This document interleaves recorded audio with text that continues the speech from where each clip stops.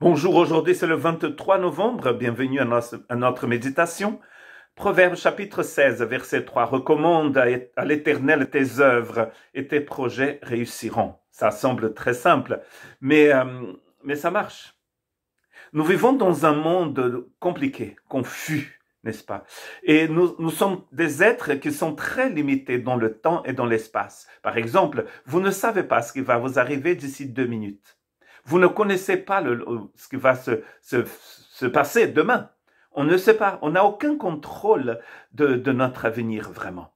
Nous faisons des projets, mais vous pouvez rater un avion, un vol, un train. Il y a des accidents qui arrivent et qui n'ont rien à voir avec notre façon de conduire et de faire les choses. Tout peut arriver. Donc voilà pourquoi nous devons faire confiance à un Dieu qui n'est pas limité, ni dans le temps, ni dans l'espace, qui est tout puissant et qui connaît toutes choses. 1 Pierre, chapitre 5, verset 10, nous allons lire 1 Pierre 5, verset 10, le Dieu de toute grâce qui vous a appelé en Jésus-Christ à sa gloire éternelle, après que vous aurez souffert un peu de temps, vous perfectionnera lui-même, vous affermira, vous fortifiera, vous rendra inébranlable. Très intéressant, c'est le Dieu de toute grâce. Ici, nous avons souffert un peu de temps comparé à la gloire éternelle. Dieu nous a préparés pour une gloire éternelle. Ne baissons pas les bras quand les choses deviennent difficiles, mais faisons-lui confiance, parce que lui, il sait exactement ce qu'il est en train de faire.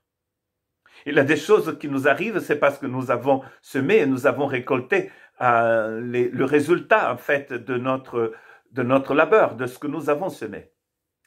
Mais même ces choses-là, parce que nous pouvons confesser aussi nos péchés, et Dieu peut changer ces situations. Et surtout les situations que vous ne pouvez pas contrôler. Et d'ailleurs, il y a très peu de choses, ou presque rien du tout, que vous pouvez contrôler. Nous pensons pouvoir le faire, mais nous n'allons jamais y arriver. Ne vous livrez pas à l'amour de l'argent. Contentez-vous de ce que vous avez. Car Dieu lui-même a dit, je ne te délaisserai point et je ne t'abandonnerai point. C'est donc avec assurance que nous pouvons dire, le Seigneur est mon aide, je ne craindrai rien. Que peut me faire l'homme, nous dit Hébreux chapitre 13, 5 à 6.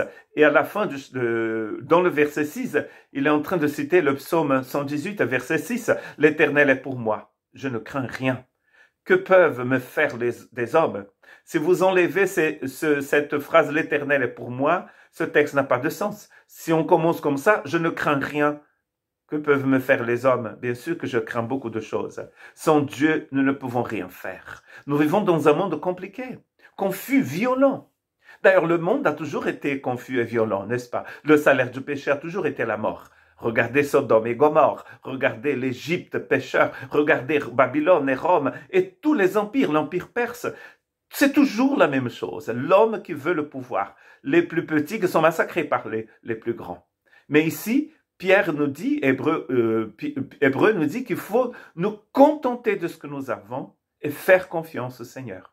Le pouvoir de l'argent a toujours été un problème pour l'homme. Mais ici, nous ne nous livrons pas à l'amour de l'argent qui semble donner un peu de sécurité aux gens, un semblant de sécurité. Mais c'est rien du tout parce que nous sommes à la fin poussière.